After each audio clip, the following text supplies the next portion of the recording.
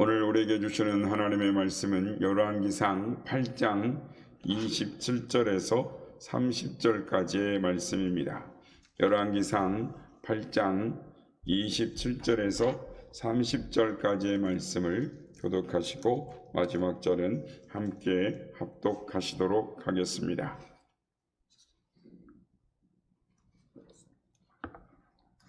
하나님이 참으로 땅에 거하시리이까 하늘과 하늘들의 하늘이라도 주를 용납하지 못하겠거든 하물며 내가 건축한 이 성전이오리이까. 그러나 내가 하나님 여호와여 주의 종의 기도와 간구를 들어주시며 이 종이 오늘 주 앞에서 우리 증과 기쁨의 기도를 들으시옵소서. 주께서 전에 말씀하시기를 내 이름이 거기 있으리라 하신 곳이 이 성전을 향하여 주의 눈이 주야로 보시오며 주의 종이 이곳을 향하여 비는 기도를 들으시옵소서. 주의 종과 주의 백성 이스라엘이 이곳을 향하여 기도할 때에 주는 그 간구함을 들으시되 주께서 계신 곳 하늘에서 들으시고 들으사 사하여 주옵소서. 아멘. 할렐루야. 오늘도 우리를 예배의 자리에 세워주신 하나님을 찬양합니다. 그리고 새벽을 깨워 기도의 향연으로 주님의 보좌 앞에 나오신 모든 성도님들께 하나님의 은혜와 평강이 함께 하시기를 기원드립니다.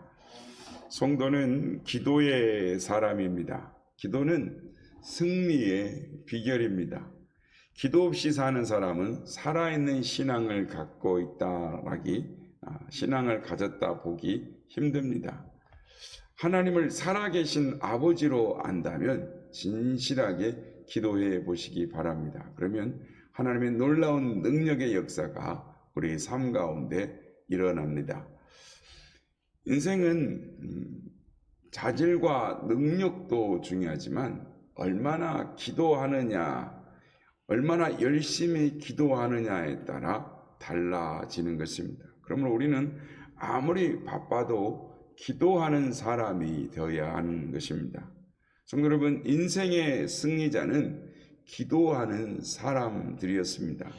마틴 루터는 하루에 2시간씩 기도했다고 합니다. 바쁜 날이면 1시간씩 더 기도했다고 합니다. 기도하지 않는 날은 그 승리가 마귀에게 돌아가기 때문입니다.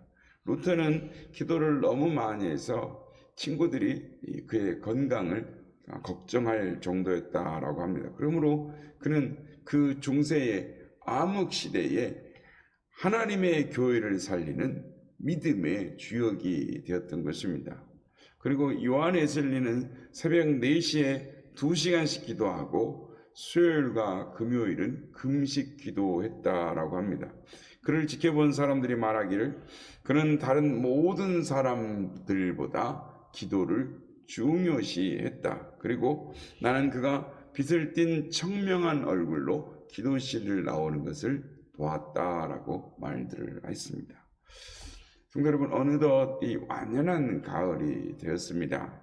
말씀 있기에 참 좋은 계절이고 기도하기 참 좋은 계절입니다. 우리는 좀 더 마음을 가다듬고 말씀을 가까이 하며 기도의 사람들이 되어야 될 줄로 믿습니다. 그런데 중요한 것은 무조건 기도한다고 되는 것이 아니라 하나님이 기뻐하시는 기도가 되어야 한다라는 것입니다. 그런 기도를 드려야 하나님의 응답의 역사가 일어납니다. 오늘 본문은 솔로몬이 성전을 봉헌하고 하나님께 기도하는 장면입니다. 여기서 우리는 하나님이 기뻐하시는 기도가 무엇인가를 살펴볼 수가 있습니다. 첫째, 겸손하게 드리는 기도를 기뻐하십니다. 오늘 보면 27절입니다. 하나님이 참으로 땅에 거하시리이까 하늘과 하늘들의 하늘이라도 주를 용납하지 못하겠거든 하물며 내가 건축한 이 성전이오리까. 솔로몬은 이스라엘의 500년의 수건 사업이었던 이 성전 건축을 이룬 훌륭한 왕이었습니다.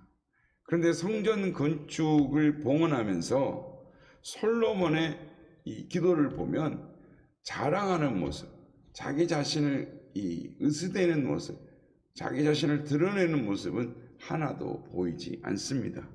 제가 성전은 건축했지만 이 성전이 어떻게 거룩하신 하나님을 모실 수가 있겠습니까? 하나님 앞에 겸비하게 엎드려 기도하는 모습을 볼 수가 있는 것입니다. 그저 기도는 달라라고 구하는 것이 아닙니다.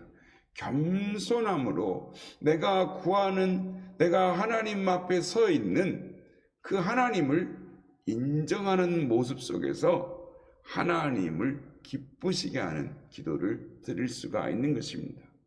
내 욕심대로 구하면 곧 실망하는 것입니다. 겸손하게 주님을 바라보며 주님의 뜻을 구하는 기도가 되어야 하는 것입니다. 하나님은 겸손한 기도를 기뻐하시는 것입니다. 둘째, 순종하는 기도를 기뻐하십니다. 오늘 보면 28절 말씀입니다.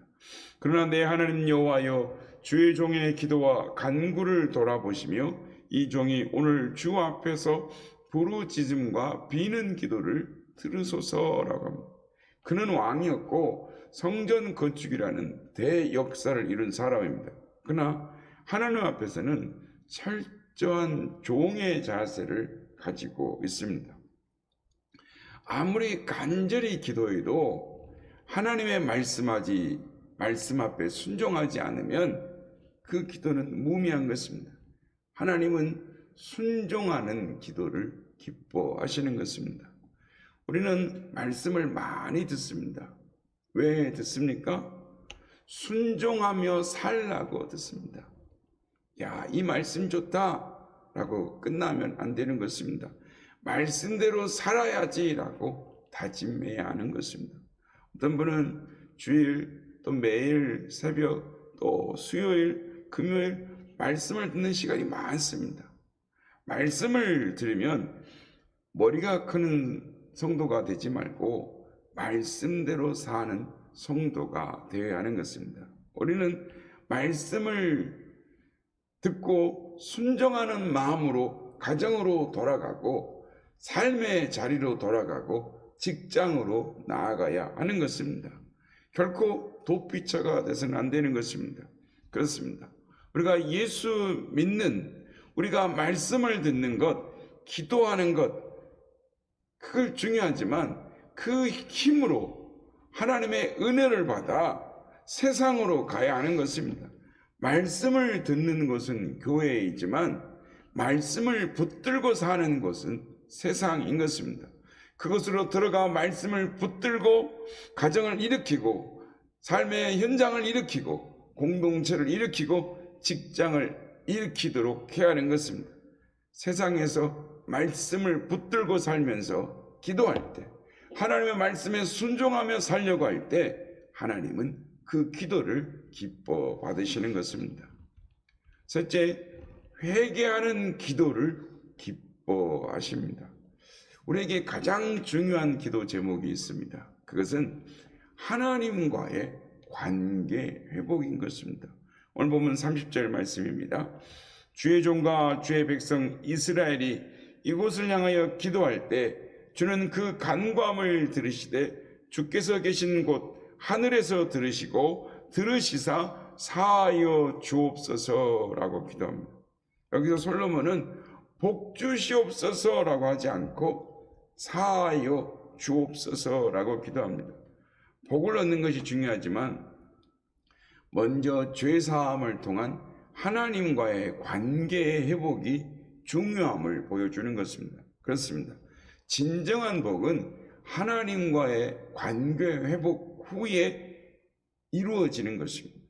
우리의 인간관계를 풍성하게 이루는 말들이 있습니다. 그것은 감사합니다라는 말과 미안합니다라는 말입니다. 이 두 말을 적절하게 잘 사용할수록 사람과의 관계가 더 깊어지고 친밀해지는 것입니다.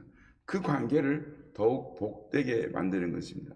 이와 마찬가지로 하나님과의 관계에서도 이것은 중요한 것입니다. 하나님께 감사합니다. 하나님 감사합니다. 라고 고백의 기도를 많이 드려보시기 바랍니다. 그러면 최고의 신앙인이 될 수 있습니다.